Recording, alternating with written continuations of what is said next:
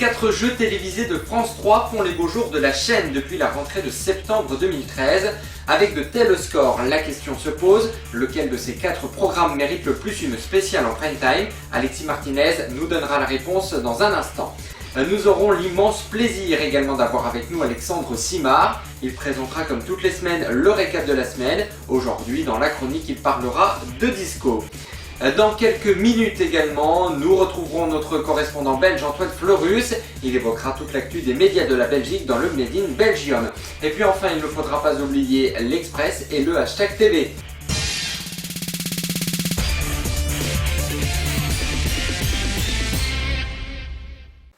Bonjour à tous et bienvenue dans ce 271e numéro.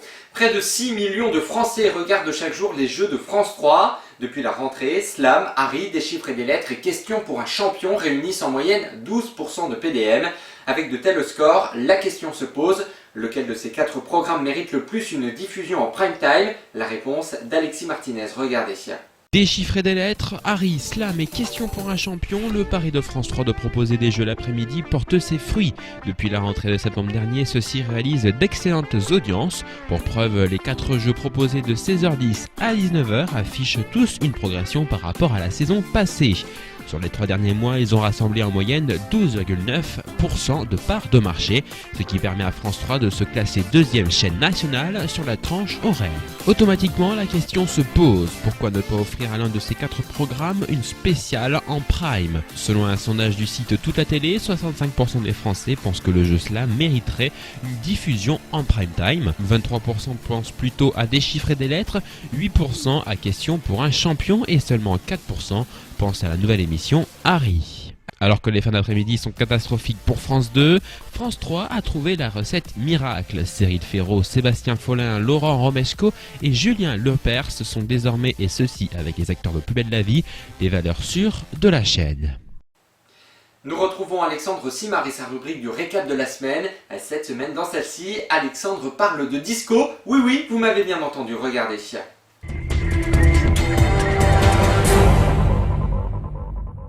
Bonjour à tous, très heureux de vous retrouver pour une nouvelle semaine. Un récap spécial cette semaine que j'aimerais dédier à Nelson Mandela qui est décédé le 5 décembre. On en a parlé longuement ce week-end, vous nous en souvenez. Hommage donc à cet homme, symbole de la liberté. La prochaine saison de l'émission Top Chef va évoluer. Dès le premier épisode, 10 participants des précédentes émissions vont s'affronter. Selon les informations de Téléstar, Pierre Auger, finaliste de la saison 1, sera au casting. Au final, seulement 4 d'entre eux seront désignés pour poursuivre la compétition avec 2 nouveaux candidats. Quant au jury, il reste le même. Jusqu'au 16 décembre, Clémentine Sélarié reprend son rôle d'enquêtrice pour France 3. Elle tourne actuellement dans le gouffre de Padirac, un nouvel épisode de Meurtre à Rocamadour. France 2 proposera prochainement un nouvel opus de Rendez-vous en terre inconnue. La destination sera la Tanzanie et c'est Mélissa Torio qui en sera l'invitée. À l'occasion des 40 ans du disco, CanalSat a lancé avec Télémélodie la chaîne Disco, une chaîne inédite 100% disco et 100% tendance, diffusée tous les jours du 3 décembre au 3 janvier de 7h à 1h30 du matin. La chaîne Disco par Mélodie est accessible à tous les abonnés satellites et ADSL de CanalSat sur le canal 18. Parmi les hashtags Twitter les plus importants de l'univers télé, celui de cette semaine et on regarde, Alizée, la victoire de la jeune chanteuse lors de la finale de la saison 4 de Danse avec les stars, il y a 15 jours, a provoqué une avalanche de commentaires sur Twitter. Désormais, elle dépasse les 15 000 gazouillis sur son compte.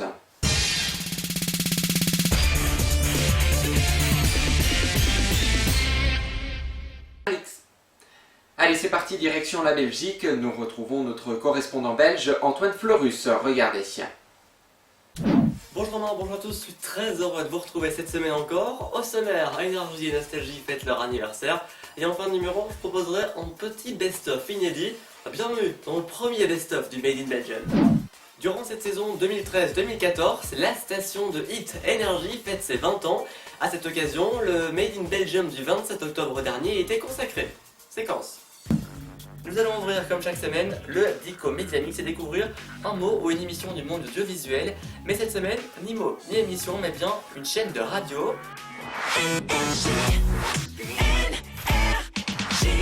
à l'occasion des 20 ans de Énergie Belgique. Je vous propose de faire un point sur cette radio. Alors vous le savez, Énergie fait partie de la chaîne du réseau musical francophone privé. C'est une radio qui est absolument branchée, qui est dédiée principalement à la musique, mais également à l'événementiel et au divertissement. Elle est née en 1993. Alors on peut dire sur sa programmation qu'elle est entrecoupée de flash info bien sûr, le matin mais également à 12h30 et durant l'après-midi. Elle est séquencée par des chroniques ciné, par du people. C'est, on peut le dire, la référence des hits. Énergie a pour public les 12-34 ans. Alors si vous ne connaissez pas Énergie Belgique, bon j'en doute mais bon c'est possible, je vous propose de regarder leur bande promo 2013-2014. Regardez. La positive énergie, rêver, oser, entreprendre. Énergie soutient les initiatives audacieuses. Dès le 2 septembre, le lancement d'un web player unique en Belgique, suivi par 15 nouvelles web radios. Un deuxième semestre rythmé par des événements exceptionnels. Énergie in the Park, les Energy DJ Awards et les Energy Music Awards. Énergie à 20 ans. L'année promet d'être festive et brillante. Et oui, bon anniversaire Énergie.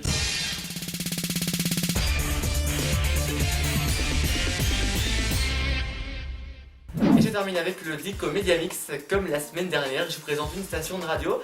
Après Énergie, voici Nostalgie Belgique.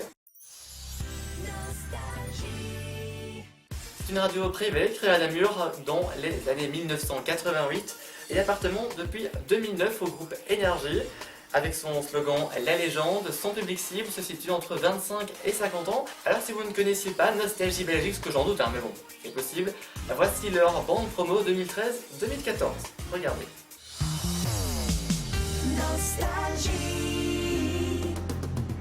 Une saison festive rythmée par notre 25e anniversaire. Une rentrée 100% 80s. Nostalgie programme 10 années cultes pendant 10 jours. Un nouveau rendez-vous du lundi au vendredi à 8h30. La Mouche d'Or avec Nathan Squares et Johanna Pires. Le Nosta Club, le club des auditeurs privilégiés et la possibilité de créer sa radio personnalisée. Le Nosta Club, c'est aussi une émission quotidienne entre 12 et 13h. Le Vinyl Day quitte le studio et part à la rencontre des grandes villes. 4e édition de la Saint-Nicolas pour tous. Nous tenterons de dépasser les 10 tonnes de jouets récoltés. La story de Nostalgie se met en scène et en images et arrive sur YouTube. Les radios digitales poursuivent leur déploiement avec le lancement de Nostalgie Brel dès le 23 septembre. Ce 29 août, Nostalgie Cover the World à l'Ancienne Belgique, un concert pour un monde meilleur. Et en 2014, le retour de la voiture de légende sur Nostalgie. Nostalgie. Nostalgie. Et je souhaite un très joyeux anniversaire à Nostalgie qui cette année fête ses 25 ans. Et comme c'est bientôt Noël, je vais vous faire un petit cadeau. Vous allez voir que c'est pas si simple de tourner le Made in Belgium entre des phrases incomplètes, quelques lapsus ou encore des bafouillages. J'ai réussi à vous concocter un petit bêtisier. Attention, vous pouvez rire, mais pas vous moquer. Regardez. On commence avec de la radio, et oui, Énergie Belgique est à la recherche de sa nouvelle révélation 2014. Après Stromae, Jali et... décidément. Bonjour Julien, bonjour à tous, j'espère que vous allez bien. La semaine...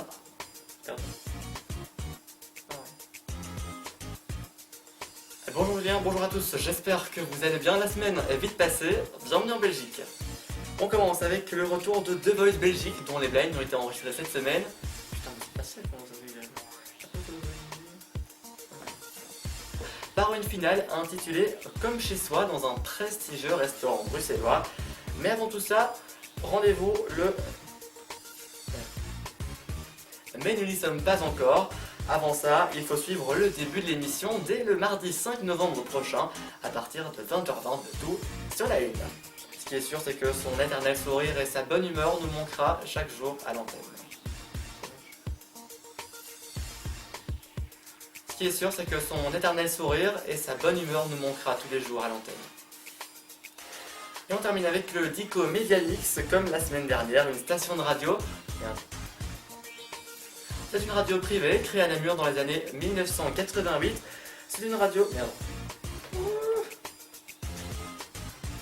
C'est ici qu'on se quitte. Merci à vous. Non. Tout est dit. Je vous souhaite de passer une excellente soirée, une très bonne semaine, et je vous dis à dimanche prochain. Cette fois-ci c'est la bonne, je vous souhaite de passer une excellente soirée et je vous retrouve la semaine prochaine pour un deuxième best-of. Et voici maintenant les meilleurs moments TV de la semaine écoulés dans l'Express by Mediamix. Le sujet est préparé par Cyril, regardez.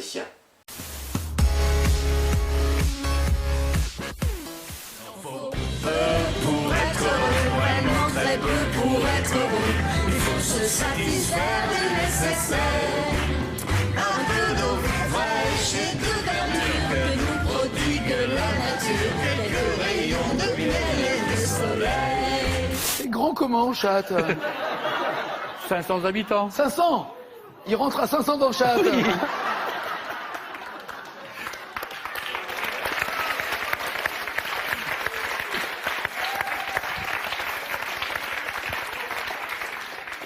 Il y a un bus qui passe dans Chatte ou Non. pas? Non. Mais j'ai des amis suisses. Est-ce qu'il y a un train qui passe dans Chatte? Non. Non.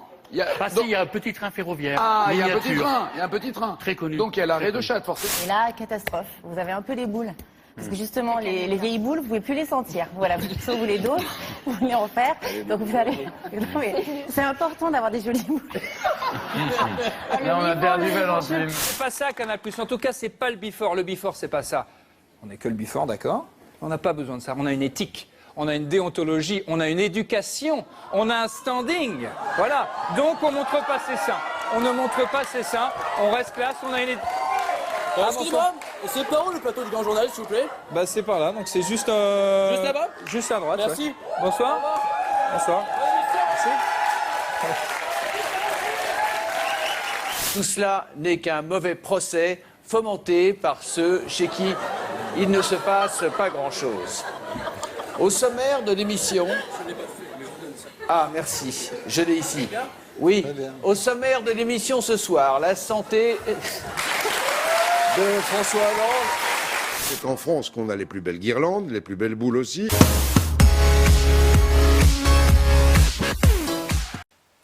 On termine ce numéro avec l'image de la semaine.